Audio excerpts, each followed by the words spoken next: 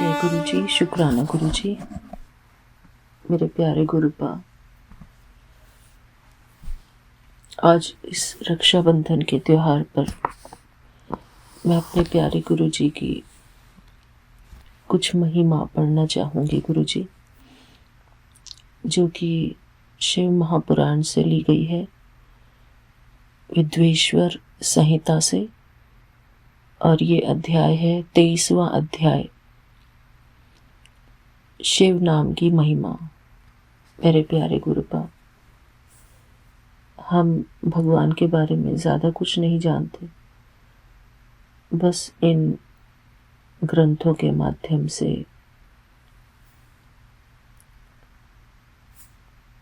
जो भी इन ग्रंथों में लिखा है गुरु जी, बस यही है। शुक्राना गुरु जी, शुक्राना गुरु जी। मैं आज गुरु जी के श्री चरणों में आज के इस पावन त्योहार पर शिव नाम की महिमा नाम का ये पाठ अर्पित करती हूँ गुरु जी। मेरे प्यारे गुरुपा, हमको श्रद्धा और भक्ति दोनों देना गुरु जी।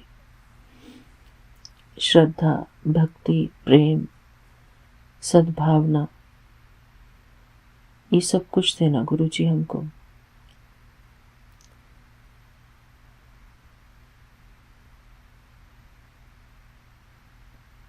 जय गुरु जी, शुक्राना गुरु जी, संगत जी। तो शिव नाम की महिमा आज हम जानेंगे इस 23वें अध्याय में, विद्वेश्वर संहिता में लिखा गया है। ऋषि बोले, हे महाभाग सूत जी, आपको नमस्कार है। अब आप हमें भस्म की महिमा सुनाइए तथा रुद्राक्ष का महात्म्य और शिवजी के उत्तम नाम का महात्म्य भी कहिए, जिसे सुनकर हमारा चित्त प्रसन्न हो। सूत जी बोले, हे ऋषियों, आप लोगों ने बड़ी उत्तम वार्ता पूछी है। आप धन्य, पवित्र और कुल के भूषण हैं, क्योंकि लोक में जिन्हें शिव जी ही परम प्रिय हैं और जिनके साक्षात शिव ही परम देवता हैं, वे धन्य हैं और कृतार्थ हैं। उनका देह धारण करना सुफल है। जो शिव जी की उपासना करते हैं, मानो उन्होंने अपने कुल का उद्धार कर लिया। उसी का मुख पवित्र है, जो शिव शिव कहता हुआ सर्वदा शिव जी को नमस्कार करता रहता है। हे ऋषियों, शिव जी का नाम, विभूति और रुद्राक्ष, ये तीनों महापुण्य रूप त्रिवेणी फल के समान कहे गए हैं, और जो इन तीनों को नित्य अपने शरीर में धारण किए रहता है, उसके दर्शन से पाप दूर हो जाते हैं। तो यहाँ पर क्या बताया है संगत जी? शिव जी का नाम, विभूति और रुद्राक्ष, जो इन तीनों को धारण किए रहता है, उनके दर्शन से पाप दूर हो जाते हैं। उनका दर्शन त्रिवेणी के समान है, इसमें कुछ भी अंतर नहीं है, तथा जो इस प्रकार नहीं जानता वह निस्संदेह पापी है। जिसके मस्तक में विभूति नहीं है और अंग में रुद्राक्ष नहीं है, तथा जिसके मुख में शिवम की वाणी नहीं है, उसे अधम के समान त्याग देना चाहिए। शिव जी का नाम गंगा, विभूति यमुना तथा रुद्राक्ष पाप नाशिनी सरस्वती है, और जिसके शरीर में ये तीनों हैं, ऐसे भक्त के दर्शन से त्रिवेणी के स्नान के समान फल प्राप्त होता है। जब जगत के हितकारी श्री ब्रह्मा जी ने इसकी तुलना की तो ये तीनों समान सिद्ध हुए। अतएव पंडितों को सदा विभूति धारण करनी चाहिए, उसी दिन से ब्रह्मा आदि देवों ने इन तीनों को धारण किया, जिनके दर्शन से पाप नाश हो जाते हैं। हे विप्रो, सत असत के परे श्री महेश्वर के बिना इस ब्रह्मांड में क्या संपूर्णता है, जिससे इन तीनों का महात्म्य जाना जा सके। केवल एक शिव नाम ही ऐसा है जिसके स्मरण करते ही पापों के पर्वत अनायास ही भस्म हो जाते हैं। इसमें कुछ संदेह नहीं है। हे शौनक, जितने भी पाप मूलक अनेक प्रकार के दुख हैं, वे केवल एक शिवजी के ही नाम से नष्ट होते हैं, अन्य किसी से नहीं। वही वैदिक, वही पुण्यात्मा, वही पंडित और वही धन्य है। जो मनुष्य इस पृथ्वी पर शिवजी के नाम जप में आसक्त रहता है, हे मुनि, जिनको शिवजी के नाम जप में विश्वास होता है, वे दिन रात उसी में लगे रहते हैं, क्योंकि शिव नाम से जितने पातक नष्ट होते हैं, संसार में मनुष्य उतने ही पाप नहीं कर सकता। शिव नाम रूपी नौका को पाकर मनुष्य संसार रूपी सागर से तर जाता है। ब्रह्म इत्यादि अनंत पापों की राशि शिव नाम के लेते ही शीघ्र नष्ट हो जाती है। जो पाप रूपी अग्नि से पीड़ित हुए हों, उन्हें शिव नाम रूप अमृत का पान करना चाहिए, क्योंकि पाप रूप दावाग्नि से तप्त हुए को उसके बिना शांति नहीं प्राप्त होती। हे मुनीश्वर, जिसकी शिव नाम में अखंडित भक्ति है, उसको मोक्ष सुलभ है, अन्य को नहीं, ऐसा मेरा विश्वास है। हे मुनीश्वरों, बहुत कहने से क्या लाभ। मैं एक ही श्लोक में कहता हूँ कि श्री शिव नाम की महिमा संपूर्ण पाप को हरण करने वाली है। शिव नाम के प्रभाव से मनुष्य उत्तम संगति को पाता है। पूर्व काल में इंद्रद्युम्न नाम का एक बड़ा पापी राजा था, जिसे शिव नाम के प्रभाव से उत्तम गति प्राप्त हुई थी। हे द्विज श्रेष्ठों, यह मैंने तुमसे शिव नाम की महिमा कही। अब आप संपूर्ण पवित्रों का भी पवित्र भस्म महात्म्य सुने। इति श्री शिव महापुराण विद्वेश्वर संहिता का 23वां अध्याय समाप्त। जय गुरु जी, शुक्राना गुरु जी। 24वां अध्याय भस्म महिमा। श्री सूत जी बोले, संपूर्ण मंगल को देने वाली भस्म 2 प्रकार की होती है, एक महाभस्म, दूसरी स्वल्प भस्म। महाभस्म नाना प्रकार की होती है, और जो श्रौत, स्मार्त और लौकिक भेद से वह भस्म 3 प्रकार की होती है, तथा स्वल्प संज्ञक भस्म भी बहुत प्रकार से कही गई है। इसमें श्रौत और स्मार्त भस्म तो द्विजों के लिए है और लौकिक भस्म दूसरों के लिए। द्विजों को मंत्र द्वारा भस्म धारण करनी चाहिए और दूसरों को बिना मंत्र के धारण करना कहा है। गोबर से सनी हुई भस्म को आग्नेय कहते हैं और इससे भी त्रिपुंड किया जाता है, परंतु विद्वानों को अग्निहोत्र से उत्पन्न हुए भस्म को धारण करना चाहिए।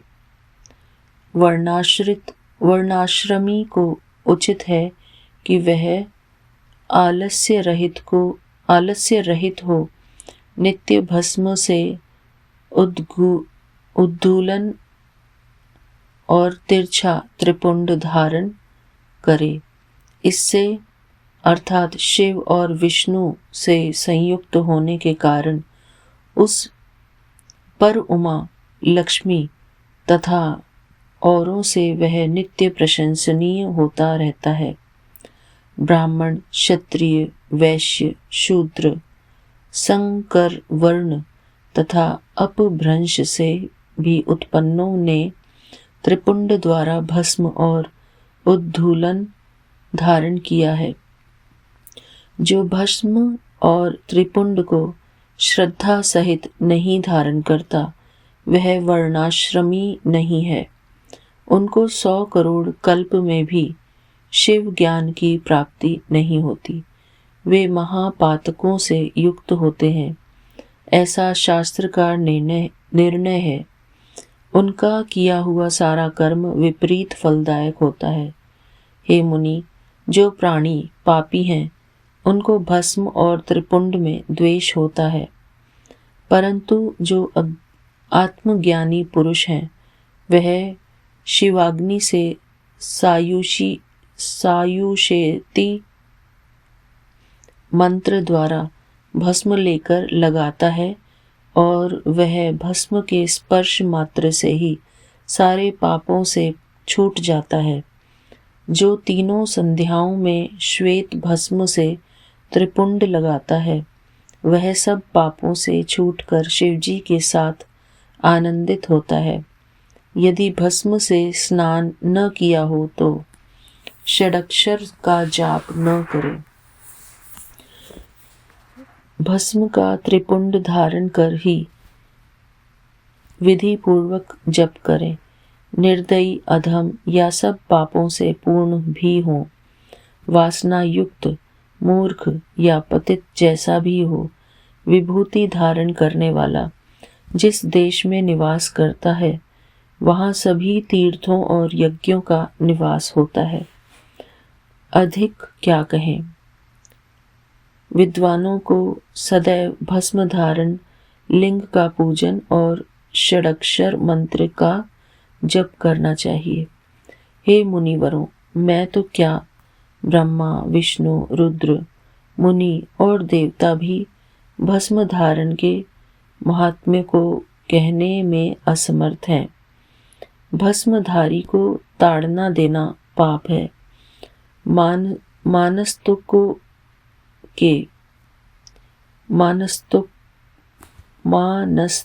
के इस मंत्र से मंत्रित भस्म को धारण करना चाहिए। ब्राह्मण, क्षत्रिय और भक्तिमान पुरुष यह कहकर अपने अंगों में भस्म लगावे तथा त्र्यंबक मंत्र से वैश्य और पंचाक्षर मंत्र से शूद्र लगावे और अन्य विधवा स्त्रियों को भी शूद्र की तरह विधि कही है। अघोर मंत्र से वनवासी और यति प्रणव मंत्र से त्रिपुंडादि धारण करे। जो वर्णाश्रम को पार कर चुका है वह शिवोहम मंत्र से तथा शिव योगी ईशान मंत्र से भस्म धारण करें। किसी भी वर्ण को भस्म का त्याग न करना चाहिए, ऐसी शिव जी की आज्ञा है। भस्म और त्रिपुंडधारी सभी पातकों से मुक्त हो जाते हैं। भस्म का धारण करने वाला विशेषकर स्त्री हत्या, गौ हत्या, वीर हत्या और अश्व हत्या से छूट जाता है, इसमें संदेह नहीं है। त्रिपुंड धारण करने वाला अपने से पहले हुए सहस्त्रों और होने वाले सहस्त्रों वंशधरों को ताड़ देता है। संपूर्ण उपनिषदों के सार को बार बार अवलोकन कर यही एक निर्णय किया गया है कि त्रिपुंड धारण करने वाला सर्वश्रेष्ठ है। सब तीर्थों में जो पुण्य और फल है वह फल भस्म से स्नान करने वाले मनुष्य को प्राप्त होता है। भस्म स्नान परम तीर्थ है। भस्म स्नान दिन दिन गंगा का स्नान है।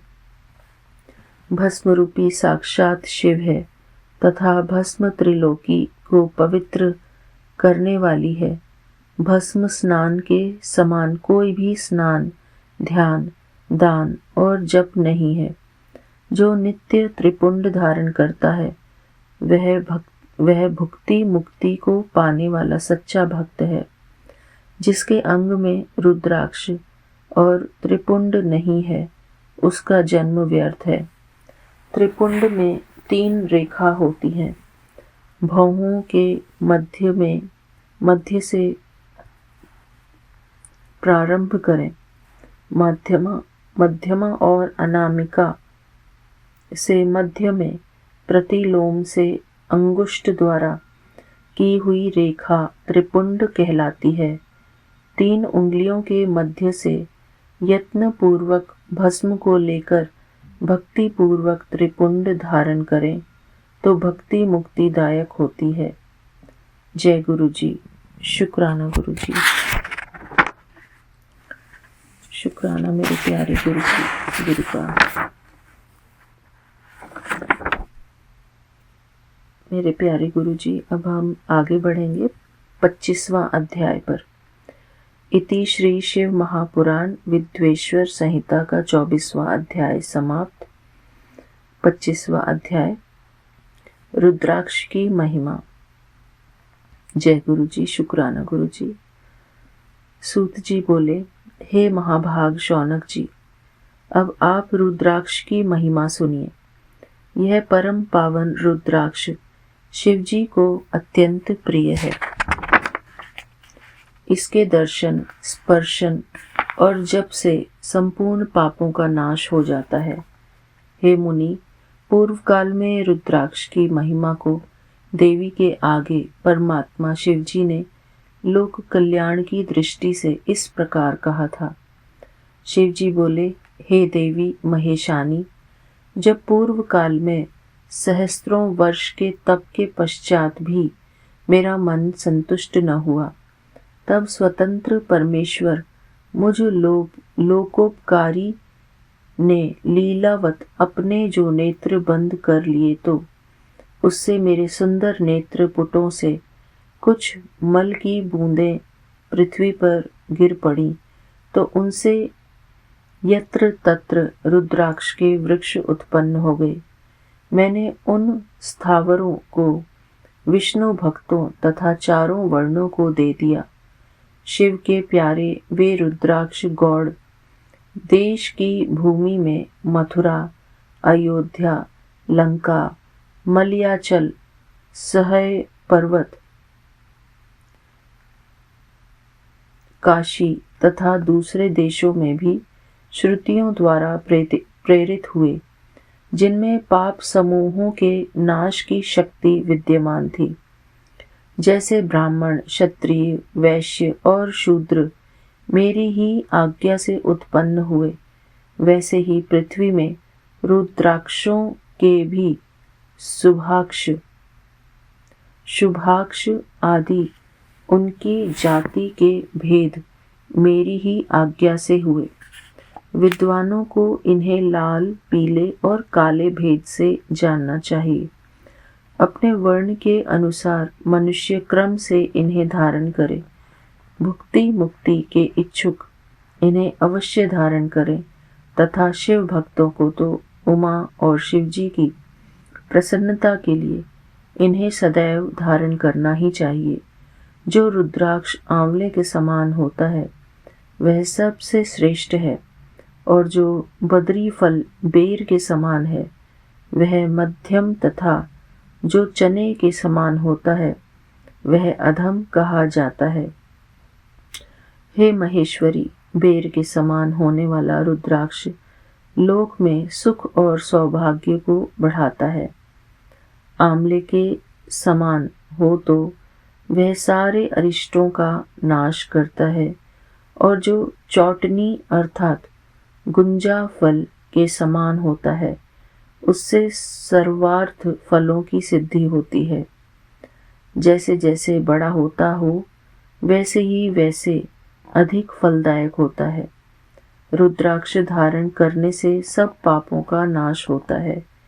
जिस रुद्राक्ष में स्वयं छिद्र हो वही श्रेष्ठ है, और जो मनुष्य द्वारा छेद कर माला के योग्य बनाया गया हो वह मध्यम है। बड़े से बड़े पाप रुद्राक्ष के धारण से नष्ट हो जाते हैं। 1100 रुद्राक्षों को धारण कर मनुष्य शिव रूप हो जाता है और इसके संपूर्ण फल को 100 वर्षों में भी नहीं कहा जा सकता।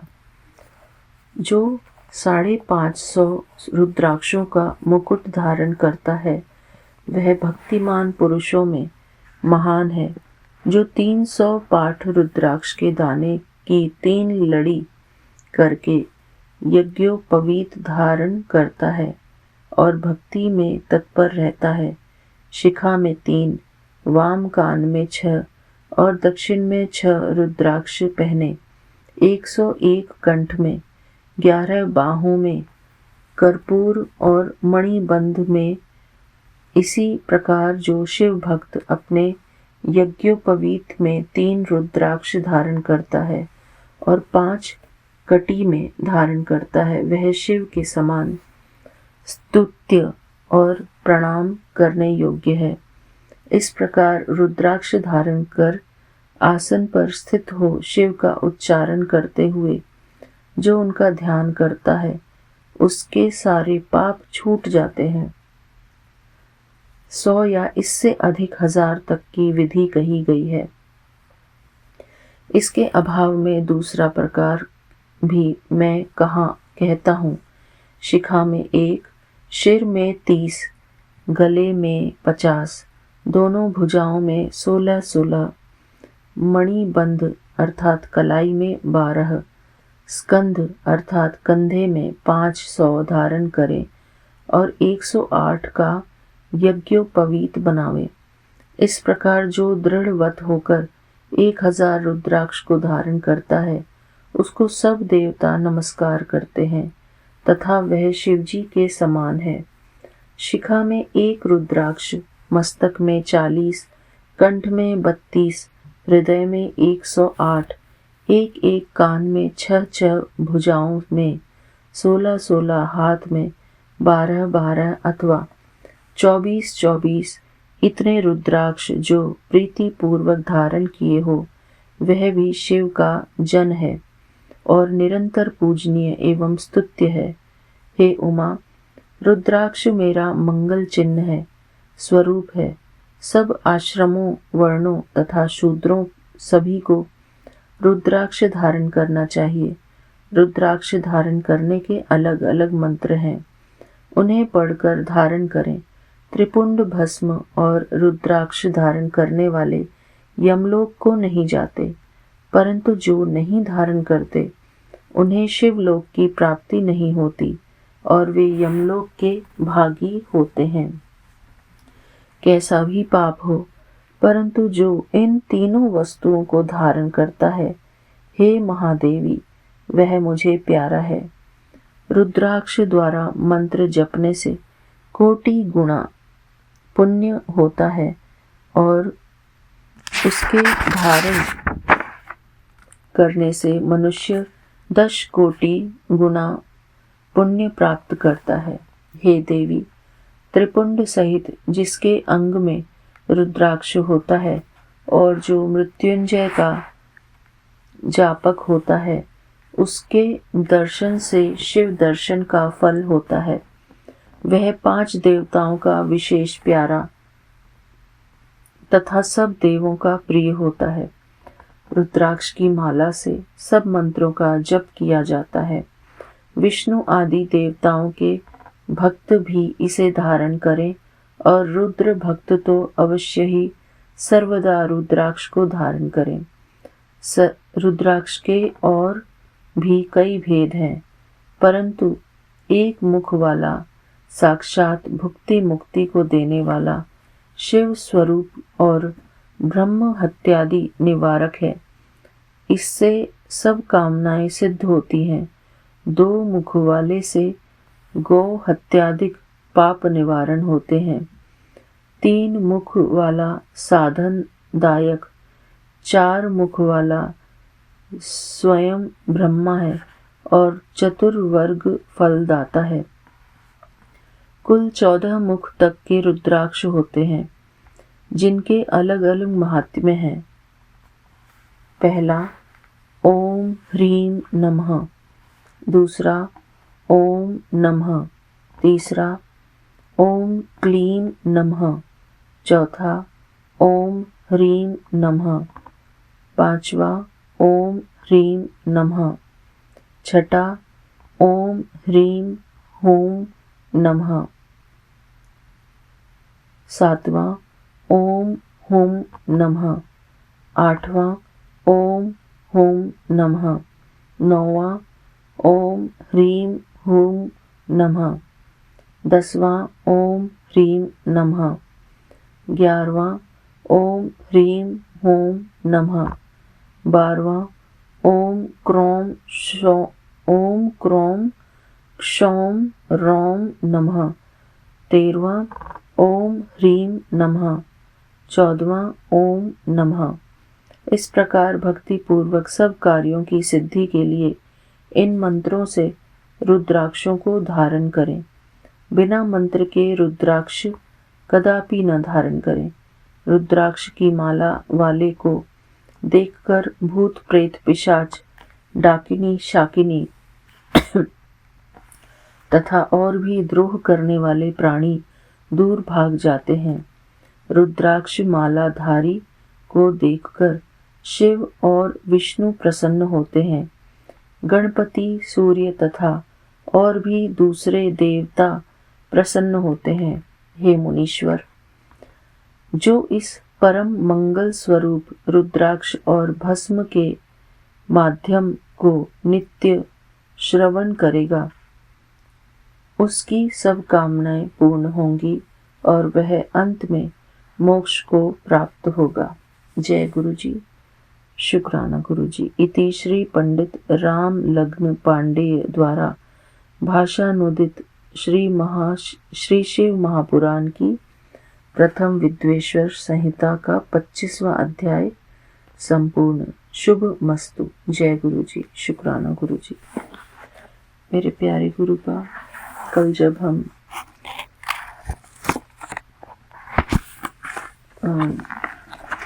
मंदिर गए थे, पंचमुखी हनुमान मंदिर, तो वहाँ के जो पंडित हैं उन्होंने हमको बताया कि जो शिवलिंग है वो शिवलिंग जब स्थापित हुआ था तो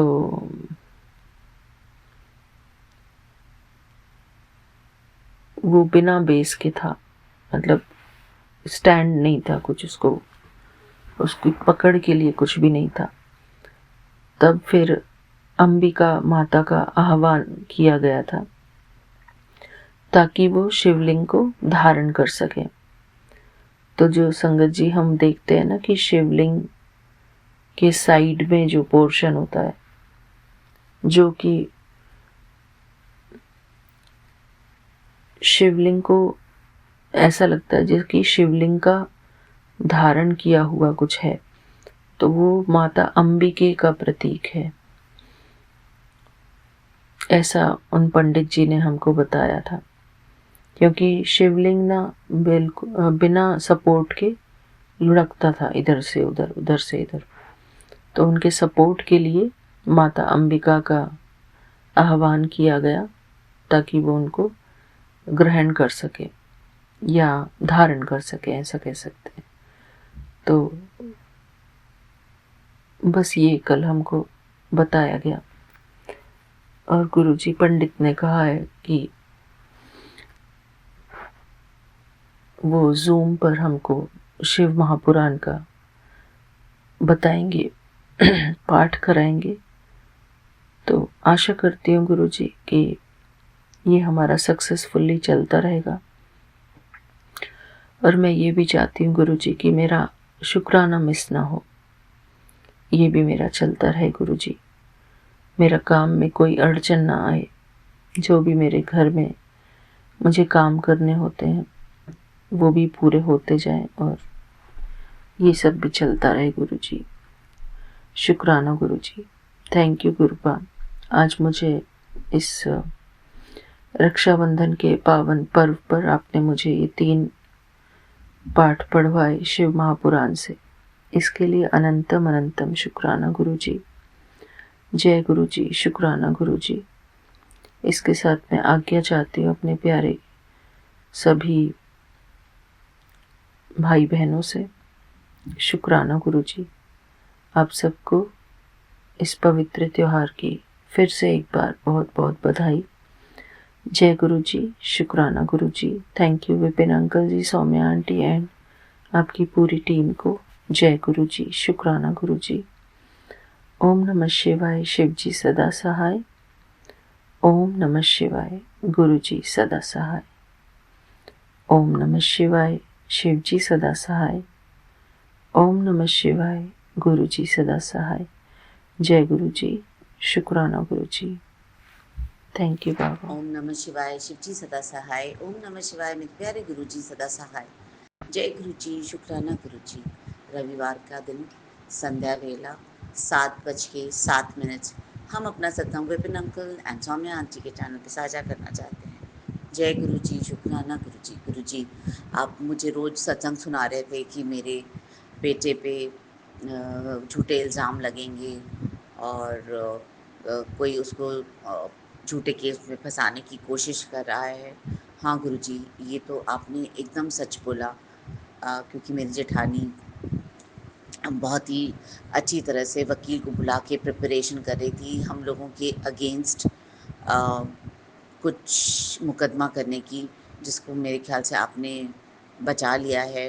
करी है या नहीं करी मुझे नहीं पता, बट हमने सत्संग सुनकर अपना कष्ट कटवा लिया है। गुरुजी प्लीज़ देखिए गुरुजी, वो हम लोगों के ऊपर ऐसा कोई भी अ, वार ना करे। गुरुजी मुझे पता है आपके होते हुए हम पे कोई भी ऐसा झूठा इल्ज़ाम या कोई भी ऐसा वार नहीं कर पाएगा। जय गुरुजी, शुक्राना गुरुजी। आपकी प्रोटेक्शन हम लोगों के ऊपर हमेशा है। मेरे बच्चों को भी आपकी छत्र छाया में प्रोटेक्शन मिल रहा है। जय गुरुजी, शुक्राना गुरुजी। थैंक यू गुरुजी। हम अपने पूरे परिवार की तरफ से आपको शुक्राना करना चाहते हैं गुरुजी। मेरी दोनों बहनों की तरफ से भी शुक्राना है गुरुजी, क्योंकि उनको सत्संग नहीं करना आता, शेयर भी नहीं करना आता। प्लीज़ गुरुजी उन दोनों की भी रक्षा करिएगा, मेरे पेरेंट्स की रक्षा करना गुरुजी। जय गुरुजी, शुक्राना गुरुजी। गुरुजी आज तो इतनी सारी बटरफ्लाइज का दर्शन हुआ, उसके लिए शुक्राना शुक्राना गुरुजी। गुरुजी शायद आपने एक खुशखबरी जो बोली है वो मेरे घर आने वाली है गुरुजी। अब बस आपकी ब्लेसिंग्स चाहिए गुरुजी, उसके बाद हम आपको सत्संग शेयर करेंगे।